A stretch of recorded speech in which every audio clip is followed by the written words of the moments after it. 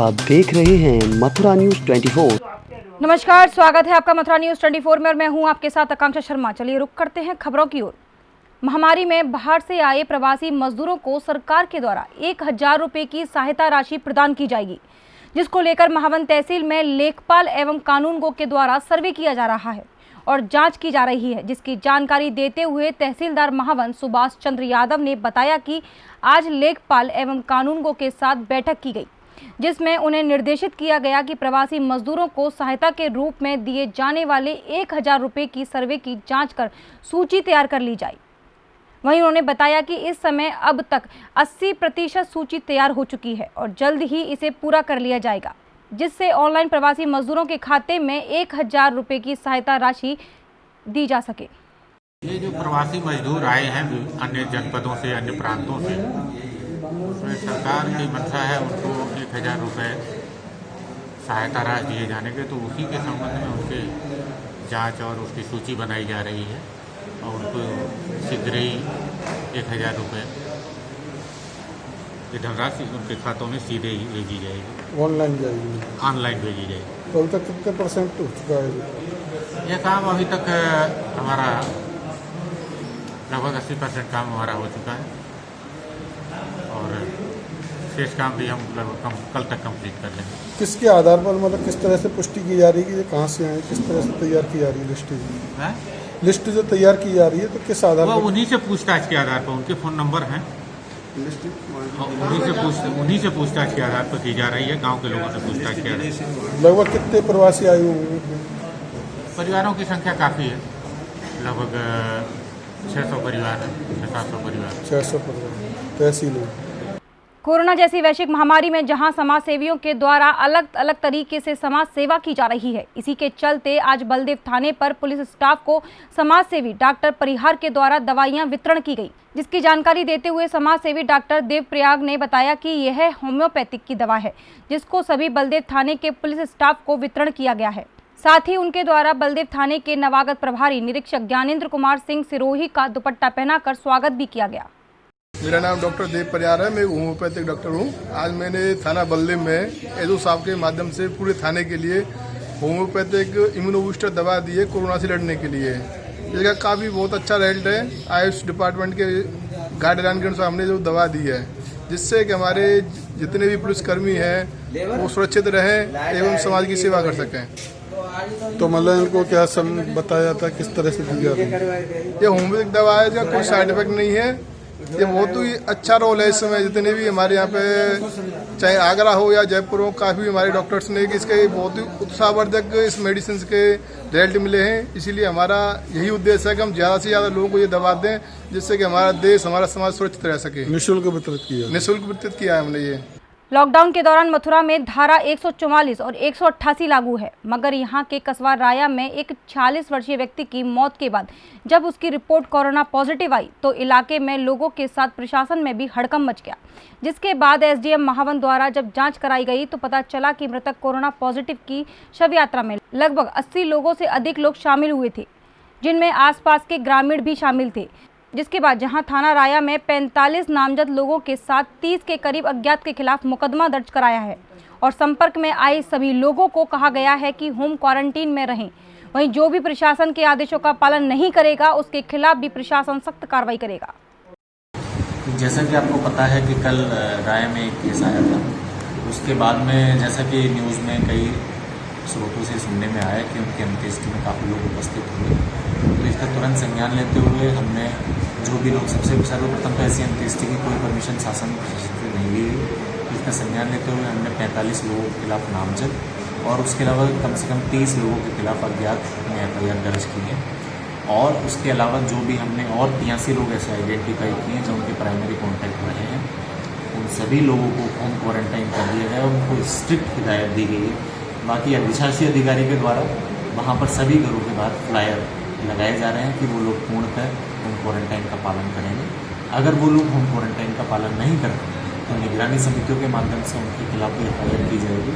तो इस प्रकार जो वहाँ पर अभी एरिया हॉटस्पॉट सील हुआ है वो पूर्णतः इस समय सील मुक्त सील है और वहाँ पर जो भी जनमानस के लिए जो राशन है, दवा है, पानी है और सब्जी और इत्यादि की सुविधा डोर टू डोर की जाती है।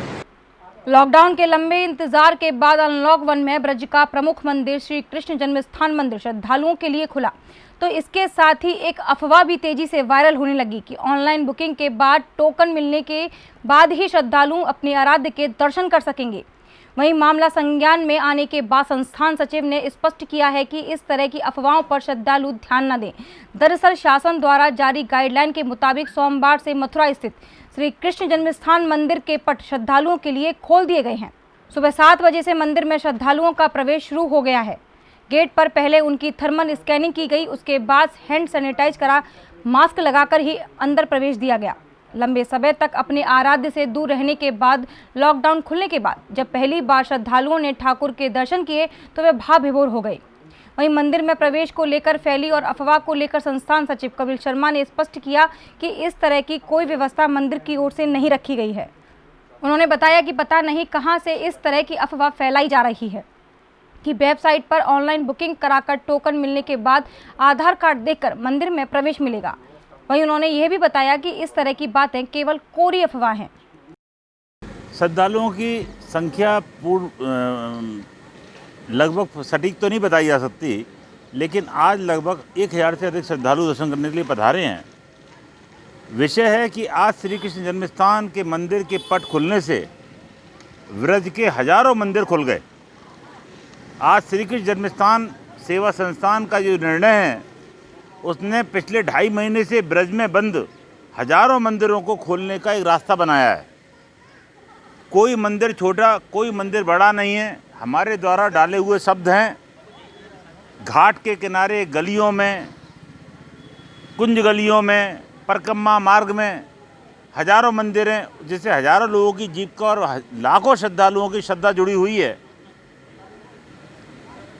श्री कृष्ण जन्मस्थान के द्वारा यह शासन के अनुरूप, उनकी मंशा के अनुरूप सभी सुरक्षा के मानकों को पूरे करते हुए जो निर्णय लिया गया है, उससे आज व्रज में हजारों मंदिर खुल सके हैं। इसका क्या प्रभाव देखते हैं? अगर आज श्री कृष्ण जन्मस्थान सेवा संस्थान ये निर्णय नहीं लेता तो ब्रज में तो अघोषित रूप से सभी मंदिर बंद हो जाते। तो हमें बड़ी प्रसन्नता है कि हजारों मंदिर के व्यवस्थापकों ने आज अपने मंदिरों को खोलकर धर्म को स्थापित करने का काम किया है। अगर एक रूमर सुबह से उड़ रहा है कि जो जन्मभूमि दर्शन करने लोग आ रहे हैं उनको आधार कार्ड जमा ये हमारे तक भी सूचना आई थी। इसका हमने विभिन्न माध्यमों से खंडन किया है और आपके माध्यम से भी हम सभी ब्रजवासियों और समस्त भक्तों को एक निवेदन करना चाहते हैं कि ये जो अफवाह फैलाई जा रही है कि जन्म स्थान पर आधार कार्ड मांगा जा रहा है या जन्म स्थान पर ऑनलाइन बुकिंग करनी पड़ेगी या जन्म स्थान पर ये व्यवस्था करने के बाद 10 टोकन मिलेगा, ये सब कोरी अफवाह है। जन्म स्थान पर ठाकुर जी के दर्शन के लिए प्रवेश सहज और बहुत सुचारू है।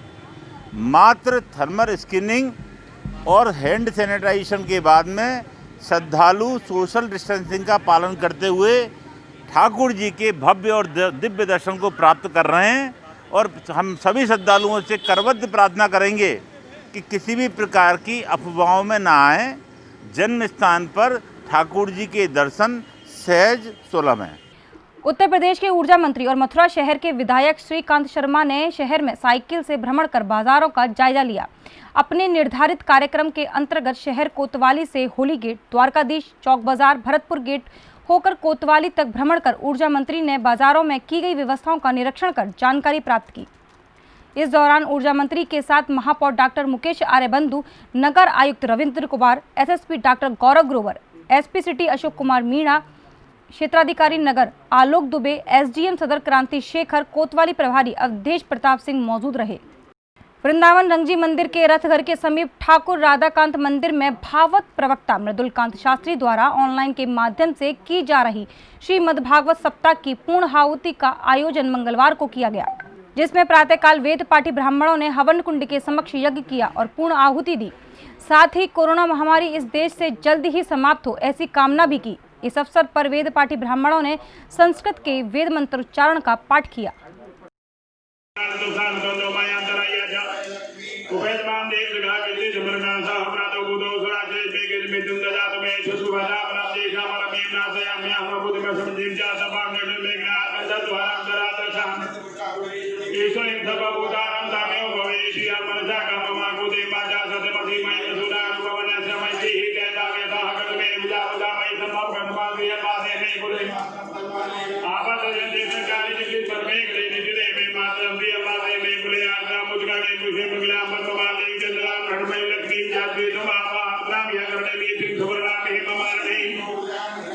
प्रदेश सरकार के आदेश के अनुसार 8 जून से मंदिर खुलने की बात कही गई, लेकिन ब्रजमंडल के अधिकांश मंदिर कोविड-19 महामारी के चलते न खोलने का निर्णय मंदिरों के प्रबंध द्वारा लिया गया।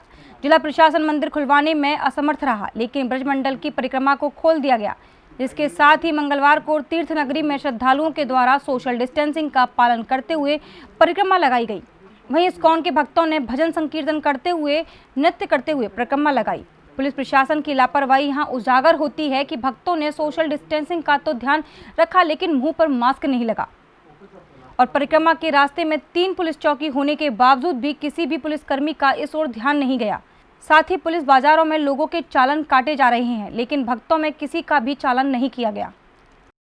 झांसी के मौठ तहसील प्रशासन ने जब परेशान किसानों की समस्या का समाधान नहीं किया, तो सोमवार को 1 दर्जन गांव के किसानों ने 1 सैकड़े से अधिक अन्ना पशुओं को इकट्ठा करके तहसील मौठ के परिसर में लाकर छोड़ दिया और गेट बंद करके प्रदर्शन किया। बड़ी संख्या में अन्ना पशुओं के आने के बाद तहसील परिसर में अफरा तफरी मच गई।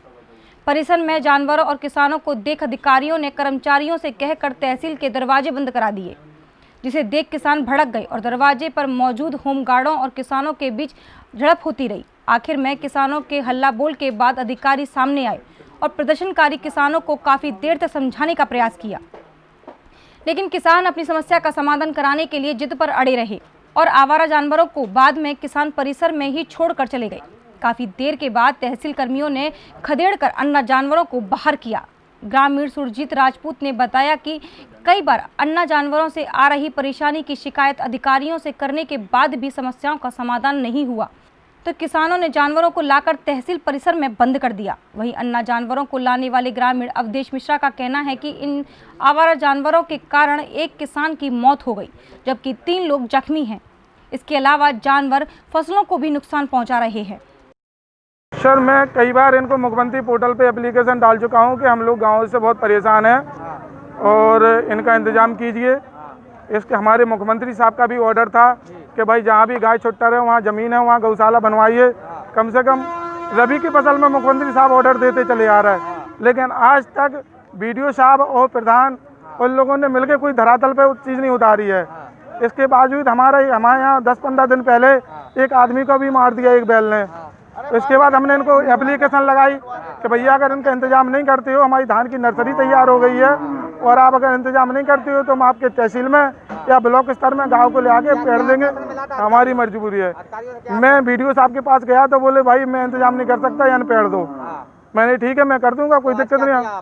मैं सारी गाँव ले आके हमारे सारे किसान भाई आके यहाँ पेड़ दी गए। अच्छा, क्या कह रहे हैं यहाँ पे अधिकारियों का क्या कहना है? भाई अधिकारी बोल रहे हैं कि भाई यहाँ के लेके आए। भाई हम लोग 2-2 साल से झेल रहे हैं, आप एक दिन नहीं झेल सकते। भाई इंतजाम करिए ना आप। जब हमारे मुख्यमंत्री जी ने ऑर्डर दिया आपको, हमारे विधायक जी ने अपनी पूरी विधायक नहीं दी। ब्लॉक क्यों नहीं लेगा? ये ज्यादातर उनकी जिम्मेवारी है खंड विकास अधिकारी की। ऐसा है कि SDM साहब और तहसीलदार ब्लॉक के मालिक होते हैं, जब मालिक होते हैं इनका कर्तव्य बनता है। जब मैं बार-बार यहाँ से एप्लीकेशन लगा रहा हूँ, मैं एप्लीकेशन दे चुका था 10 दिन पहले कि आप अगर इंतजाम नहीं करोगे तो मैं आपके स्तर में जाके पेड़ दूंगा गाय। ये मामला है कि 2 साल से हम लोग ज्ञापन दे के परेशान हैं। आज तक कोई भी गौशाला की सुनवाई नहीं है, ना गाय का कोई हमारे पास जो है उसकी सॉल्यूशन कर रहे हैं ये लोग पूरा। और एक सांड के कारण हमारे यहाँ एक आदमी मर गया है, 3 लोग घायल हैं, एक को बदिया कर दो सीधो। अब गाय लेके आए हैं, इसका हमें तहसील में लेके आए हैं, हमें समाधान चाहिए इसका। अधिकारियों का क्या कहना है? अधिकारियों का कहना है कि आपका जो है आपने डस्टबिन में डाल दी है, वो आप लोग जा सकते हैं। देखिए, इस मामले में सरकार की मंशा और जिला प्रशासन की मंशा हमेशा क्लियर रहा था। यदि कुछ फसलों को नुकसान हो रहा है या कुछ ऐसे निराश्रय गौ या गाय जो भी हैं सड़कों पर टहल रहे, उन लोगों के उन गायों के लिए हमारे पूरे जनपद में बहुत सारे गौशाला जो निर्मित हुआ था, उन सारे गौशालाओं पे इनको भेज सकते हैं, जो सरकार के माध्यम से धनराशि भी उपलब्ध करा के इन सारी गायों का पालन भी करने की व्यवस्था की जा रही है। जैसे मोट के आसपास में अंबरगढ़ है, लोहरगढ़ है, पूंछ है, साकिन है और कलोर है और गोलेर है। यदि किसानों को ये सूचना नहीं है, कृपया करके जो भी निराश्रय गौवंश है इन जगह पर पहुँचाने का कष्ट करें। जो पहुँचाने की जो व्यय है वो भी सरकार अपनी तरफ से निभाए। अभी तक के लिए सिर्फ इतना ही। मुझे दीजिए इजाजत, फिर मिलेंगे नई खबरों के साथ। नमस्कार।